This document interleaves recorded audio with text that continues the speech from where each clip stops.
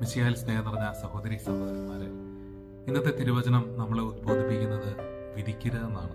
ആരെയും കുറ്റപ്പെടുത്തരുത്, ആരെയും നിന്ദിക്കരുത്. തിരുവചനം നമ്മളെ ഓർമ്മപ്പെടുത്തുന്നു. ഇന്നത്തെ ലേഖന ഭാഗം യൂദാസിന്റെ ലേഖന ഭാഗത്തിൽ നിന്നാണ്. എന്റെ 8-ാമത്തെ വചനം ഇപ്രകാരം ഓർമ്മപ്പെടുത്തുന്നു: പ്രധാന ദൂതനായ മിഖായേൽ പിശാചിനോട് തർക്കിച്ചപ്പോൾ അവനെ ഒരിക്കലും ഒരു നിന്ദാവചനം പോലും അവനോട് ഉരിയാടിയില്ല. മറിച്ച് ദൈവം നിന്നെ ശാസിക്കട്ടെ എന്ന് മാത്രമേ അവൻ പറഞ്ഞു.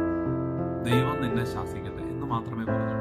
പ്രധാന ദൂതനായ മിഖായേൽ പോലും പിശാചിനോട് ഒരു നിന്ദാവചനം പോലും പറഞ്ഞില്ല, അവനെ കുറ്റപ്പെടുത്തിയില്ല. മറിച്ച് ദൈവം ശാസിക്കട്ടെ, ദൈവം നിന്റെ കാര്യത്തിൽ ഇടപെടട്ടെ. ഇപ്രകാരമാണ് മുഖ്യദൂതനായ വിശുദ്ധ മിഖായേൽ പിശാചിനോട് ഇടപെടുന്നത്. സുവിശേഷ ഭാഗത്ത് ഈശോ പാപിനിയായ സ്ത്രീയോട് എല്ലാവരും അവൾ പാപിനിയാണെന്ന് കുറ്റപ്പെടുത്തിക്കൊണ്ട് ഈശോയുടെ മുമ്പിലേക്ക് ഈ പാപിനിയായ സ്ത്രീയെ കൂട്ടിക്കൊണ്ടുവരുമ്പോൾ ഈശോ അവരോടെല്ലാം പറയുന്നുണ്ട്, നിങ്ങളിൽ പാപം ചെയ്യാത്തവർ അവളെ കല്ലെറിയട്ടെ. എല്ലാവരും പോയി. ഏറ്റവും ഒടുവിൽ ഈശോ ഈ പാപിനിയായ സ്ത്രീയോട് പറയുന്നു, ഞാനും നിന്നെ വിധിക്കുന്നില്ല, മേലിൽ പാപം ചെയ്യരുത്.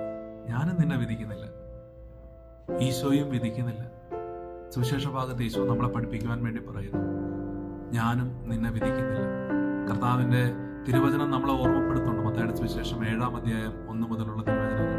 വിധിക്കപ്പെടാതിരിക്കാൻ നിങ്ങളും വിധിക്കരുത്, വിധിക്കപ്പെടാതിരിക്കാൻ നിങ്ങളും വിധിക്കരുത്. റോമാക്കാർക്ക് എഴുതിയ ലേഖനം 14-ാം അധ്യായത്തിൽ ഒരു ഓർമ്മപ്പെടുത്തലുണ്ട്. നമ്മൾ ആരെയും വിധിക്കരുത്. നമ്മളും ദൈവത്തിന്റെ ന്യായാസനത്തിങ്കൽ നിൽക്കേണ്ടവരാണ്. ദൈവത്തിന്റെ ന്യായാസനത്തിങ്കൽ നിൽക്കേണ്ടവരാണ്. അതുകൊണ്ട് ആരെയും വിധിക്കരുത്. ദൈവത്തിന്റെ ന്യായാസനത്തിങ്കൽ നമ്മളെല്ലാവരും നിൽക്കേണ്ടവരാണ്. നമുക്ക് ആരെയും വിധിക്കാതിരിക്കാം.